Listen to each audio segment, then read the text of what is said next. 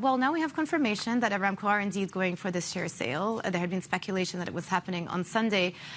Let's just put our investor hat on and think about, the opportunity this affords to the investment community, because the stock itself is trading at quite expensive valuations, but then you and I have spoken about that hefty dividend payout that Aramco offers. Yeah, those are the things that people are going to have to weigh. It's a particular stock because it is the largest exporter of crude oil in the world. It's basically a government-owned company. So investors haven't had access to this kind of company up until 5 years ago when they did do the IPO, like they have had access to the international oil companies, the likes of ExxonMobil, BP, Shell, etc. So it's a particular company there in that you're getting into some of that Saudi Arabian oil wealth, but it is trading at a high price ratio related to those other rivals. One thing that's important, though, that's underpinning that stock is that dividend. They've got a very healthy base dividend, which they have said, and they reiterated on a conference call late last evening after this was announced. The CEO and CFO reiterated that will be stable and growing, so it gives kind of a floor for returns for those investors. Plus, they've got that special dividend, which is going to be about $124 billion throughout this year.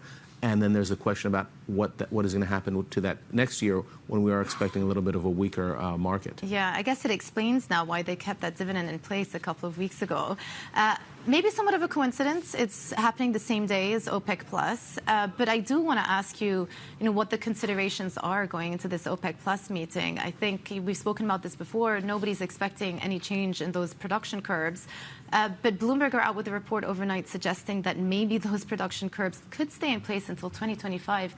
Would that be a hawkish surprise? Yeah, for sure. That's a possibility. I mean, it's perhaps a coincidence that these two things are happening at the same time, but whether it is or isn't, it does underline the fact that oil prices are so important to Saudi Arabia's economy. They're bringing in money from this secondary offering, which is going to start book building on Sunday, just as the OPEC Plus group is meeting.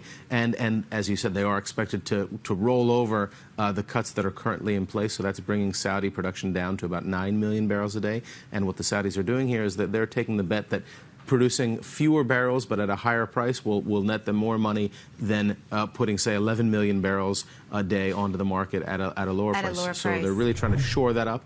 And as I said, that market looks weaker next year, so they might have to continue those cuts into next year. I mean, there's so many different factors they have to take into consideration. Many of these OPEC producers have extra capacity. There's spare capacity sitting idly. But at the same time, the demand outlook is interesting. And I think the signs coming out of China the last few months have been quite worrying. This is one of those things that people have been waiting since COVID for really China to keep coming back. And it's been a slow return, which has made that increase in oil prices come more slowly. And people are now concerned about some of the strength of that growth in demand. So we do still see demand growing, but it's the question of how strongly it grows, and that's really what's underpinning the market and the prices now, and that's really what OPEC Plus is going to be trying to shore up on Sunday and into next year. And obviously Aramco as well. I mean, ultimately, if you're buying a piece of Aramco, you're buying a piece of what future oil demand looks like. That's the question for investors.